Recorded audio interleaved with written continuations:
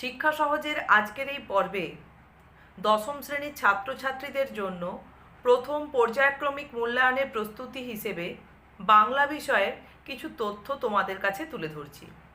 তোমরা 40 নম্বরের পরীক্ষা দেবে। সেখানে এমসিকিউ এবং very short answer type question হয় 7টি নাহলে 8টি তোমরা পেতে পারো।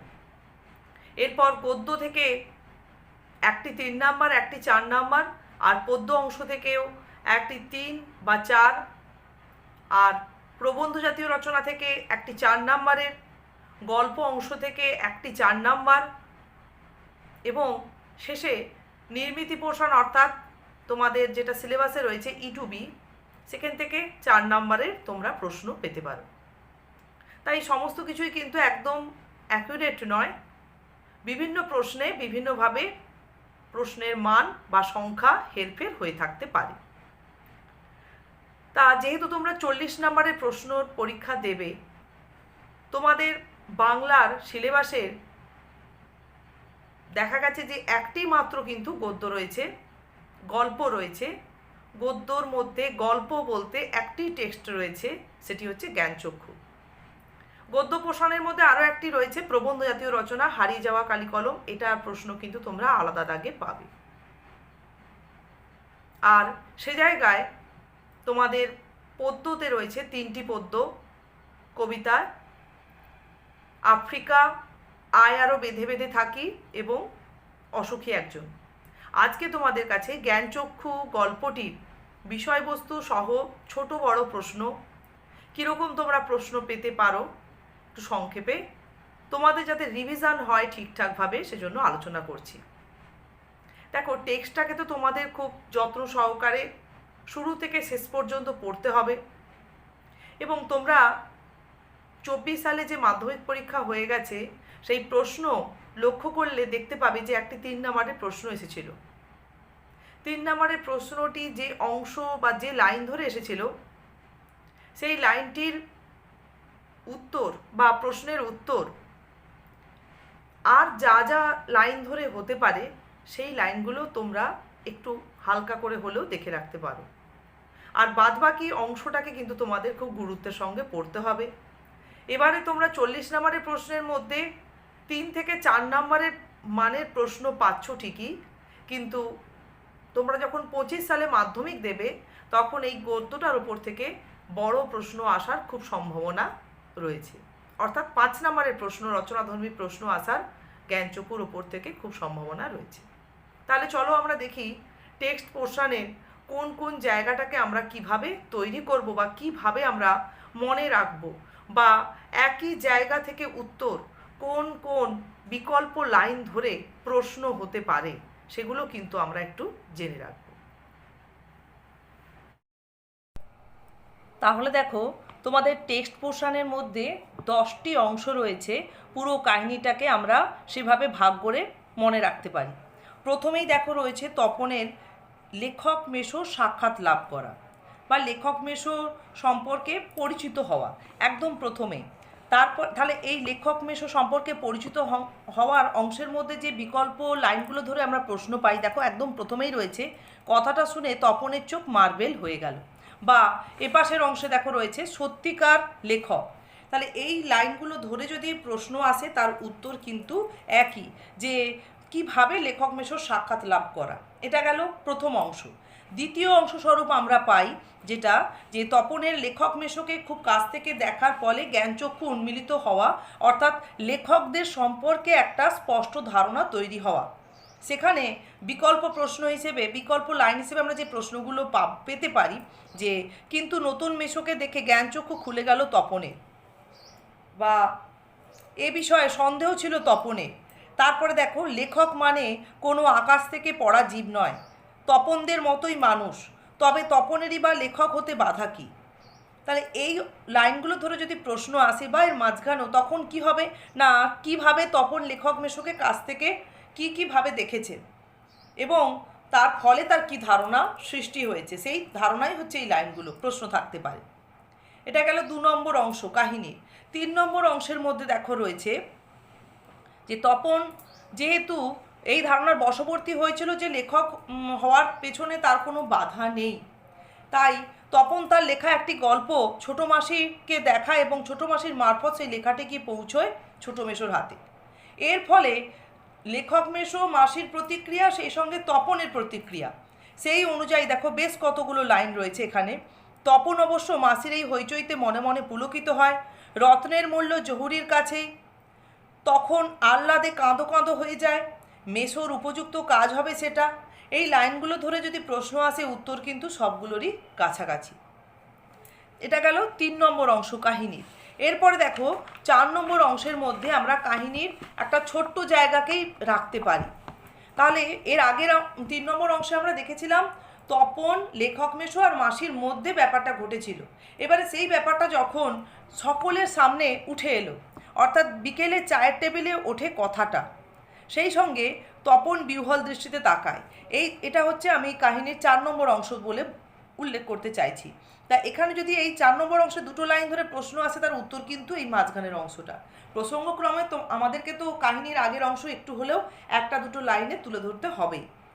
তাহলে এইখানে কি হলো এই অংশটাতে, না তপনের লেখার বিষয়টা বা লেখাটা যে ছাপা হতে চলেছে, বা লেখক মেসো যে তপনের লেখাটাকে একটা সত্যি ছাপিয়ে দেওয়ার মতো বিষয় বলে মনে করছেন, এটা সবার কাছে প্রকাশিত হলো। এটা গেল কাহিনীর 4 নম্বর অংশ। এবার কাহিনীর 5 নম্বর অংশ দেখো, এটা কিন্তু খুব গুরুত্বপূর্ণ অংশ এবং এখানে অনেকগুলো লাইন রয়েছে যেখানে আমরা 3 নম্বরের প্রশ্ন পেতে পারি। এখানে মূলত কি রয়েছে, না এই অংশটাতে 5 নম্বর অংশটাতে লেখক মেসোর ছুটি ফুরিয়েছে বলে তিনি তার কর্মসংস্থানে চলে গেছেন, কিন্তু মামাবাড়িতে তখনও রয়ে গেছে তপন আর তার ছোটো মাসি। আর তপন এখানে দিনে দিনে মানে তার গল্প সম্পর্কে একটা এমন আত্মবিশ্বাস প্রবল হচ্ছে যে সে ভাবছে যে রাশি রাশি গল্প শুনেছে, বস্তা বস্তা পড়েছে, গল্প জিনিসটা কি বুঝতে আর তার বা জানতে তার আর কিছুই বাকি নেই। তাহলে এই সমস্ত ধারণা তার আত্মবিশ্বাসকে আরও প্রবল করে তুলছে। এরপর সে আবার একটা গল্প লিখে ফেলে সেই মামা বাড়িতেই। এবার সেই গল্পটা পড়ার পর তার একটা প্রতিক্রিয়া সৃষ্টি হয় এই অংশটা নিয়ে, বা এই গল্পটা আবার ছুটে গিয়ে ছোটো মাসিকে দেখায়। ছোটো মাসির এতে কী প্রতিক্রিয়া হয়, এবং এখানে ছোট্ট করে ছোটো মাসির সঙ্গে তার যে একটা খুব বন্ধুত্বপূর্ণ সম্পর্ক, তার কারণটা এখানে উল্লেখ করা হয়েছে।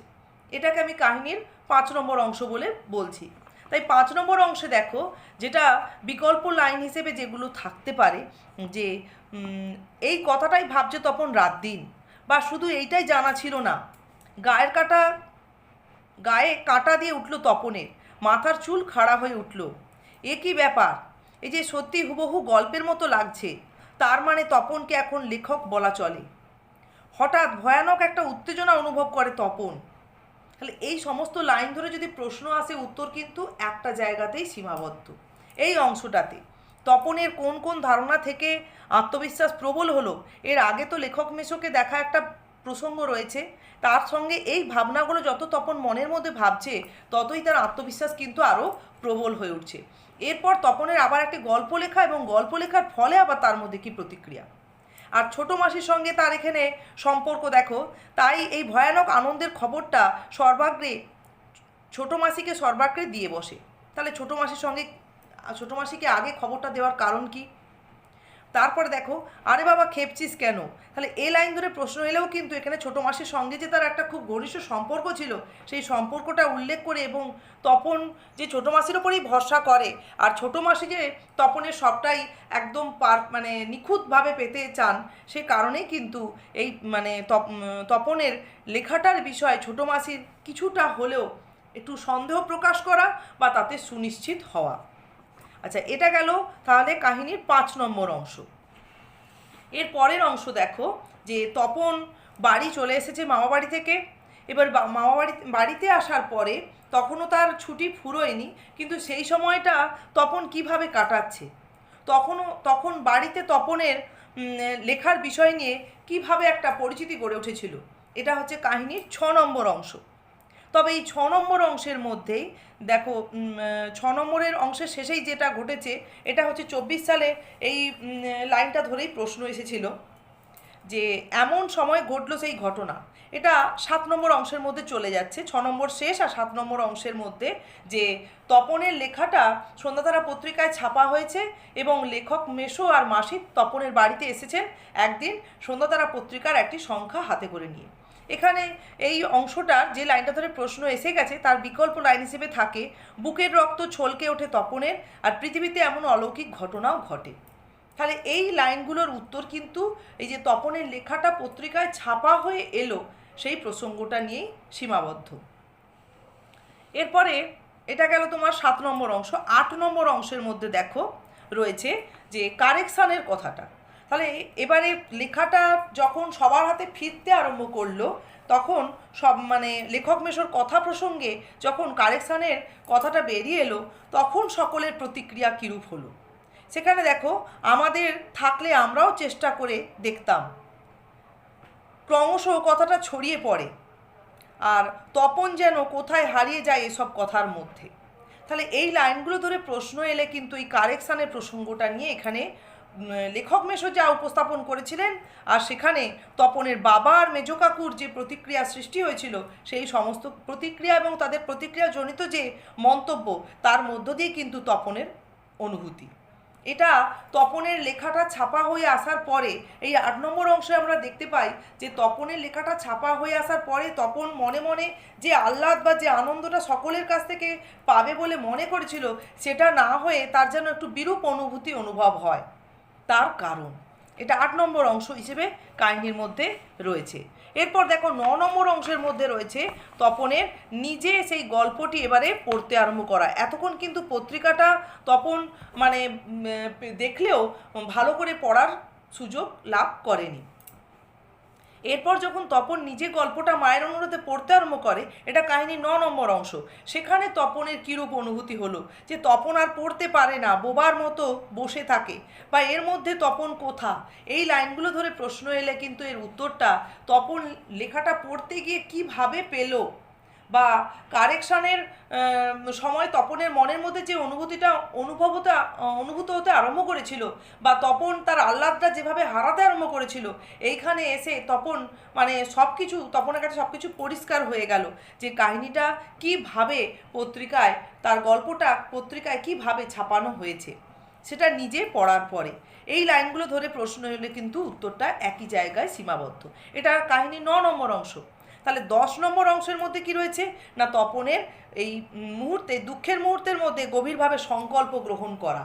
যে তপন দুঃখের মুহূর্ত বলতে এখানে কোন মুহূর্তটাকে বলা হচ্ছে, তাহলে এর প্রশ্নের উত্তরটা একটু বেশি বড়ই হবে কিন্তু 5 নম্বরের উপযুক্ত। সেখানে তোমার কাহিনীর পুরো একদম যদি আমরা 3 নম্বরের উপযোগীও ভাবি তখন বলতে হবে যে লেখক মেশোকে সামনে থেকে দেখে লেখকদের সম্পর্কে একটা বাস্তব বোধ লাভ করা, তপনের লেখক হয়ে ওঠার পেছনে কোনো বাধা অনুভব করতে না পারা, তার বশবর্তী হয়ে তপনের একটি গল্প লেখক মেশোর কাছে মাসির মাধ্যমে পৌঁছে যাওয়া, তারপরে ধীরে ধীরে তপনের আত্মবিশ্বাস আরও প্রবল হয়ে ওঠা এবং তপনের লেখাটা ছাপা হয়ে আসার পর সেটাকে কিভাবে পাওয়া। তাহলে তপনের যে জায়গায় অনুভূতিটা গিয়ে পৌঁছেছিল তার লেখাটাকে ছাপার অক্ষরে দেখার বিষয় নিয়ে, সেই অনুভূতিটা যখন ছাপার অক্ষরে লেখাটাকে দেখলো সেই অনুভূতিটা কিভাবে রূপান্তরিত হলো। এখানে কিন্তু তপনের এই দুঃখের মুহূর্ত বলতে এই পরিস্থিতিটাকে বোঝানো হয়েছে এবং গভীরভাবে সংকল্প সে কী গ্রহণ করেছিল একটা ছোট্ট প্রশ্ন ওর সঙ্গে জুড়ে দিয়ে 5 নম্বরের প্রশ্ন খুব সুন্দরভাবে এখানে হতে পারে। বা একদম শেষ লাইন দেখো, তার চেয়ে দুঃখের কিছু নেই, তার থেকে অপমানের। এই 10 নম্বর অংশের এই যে লাইনগুলো রয়েছে এই লাইনগুলো ধরে প্রশ্ন এলে উত্তর কিন্তু আমাদের প্রায় দেখা যাবে পুরো কাহিনীটা ধরেই আমাদের উত্তরটা উপস্থাপন করতে হবে। তাহলে দেখো এভাবেই আমরা এখানে 10টি ভাগে ভাগ করে নিয়ে টেক্সট পোর্শনটাকে প্রশ্ন আকারে বিকল্প লাইন সহযোগে মনে রাখতে পারি। এর আগে তোমাদের পর্বগুলোতে যখন জ্ঞানচক্ষুর মানে প্রশ্ন আলোচনা করেছিলাম উত্তর সহ, দেখো এই ধরনের প্রশ্নগুলো তোমাদের কাছে দেওয়া হয়েছিল এবং এর উত্তরও আলোচনা করা হয়েছিল। তা তোমরা যদি মনে করো এই প্রশ্নগুলো বা এর উত্তরগুলো আরেকবার শুনতে চাও তাহলে আজকের এই ভিডিওর ডেসক্রিপশানে আমি তোমাদের কাছে এই পুরনো ভিডিওগুলোর লিঙ্ক শেয়ার করে রাখছি। তোমরা এই লিঙ্কগুলোতে ক্লিক করলে কিন্তু এই ভিডিওগুলো দেখে প্রশ্ন উত্তরের আলোচনাগুলো বুঝতে পারবে। তাহলে দেখো আজকে মূলত তোমাদের কাছে এই 10টা পোর্শনে যে টেক্সট আলোচনা করলাম, এভাবে কিন্তু তোমরা পুরো টেক্সটটাকে খুব সহজে মাথায় রাখতে পারবে এবং প্রশ্ন যেরকমভাবেই থাকুক না কেন, উত্তরটা যে তোমরা হয়তো এক প্রশ্ন ধরে উত্তরটা তৈরি করে গেছো, কিন্তু অন্য লাইন ধরে প্রশ্নটা এসছে, সেখানে তোমরা উত্তরটা সহজেই লিখতে পারবে। তাহলে আমরা এই প্রথম পর্যায়ক্রমিক মূল্যায়নে 40 নম্বরের যেহেতু প্রশ্ন উত্তর আমাদের দিতে হবে, সেক্ষেত্রে তোমরা পুরো টেক্সটটাকে খুব ভালো করে রিডিং তো পড়বে এবং পুরো বিষয়টাকে মাথায় রাখবে। যে অংশে যে লাইনগুলো খুব গুরুত্বপূর্ণ বলে আলোচনা করলাম, সেগুলোও কিন্তু তোমাদের মনে রাখতে হবে।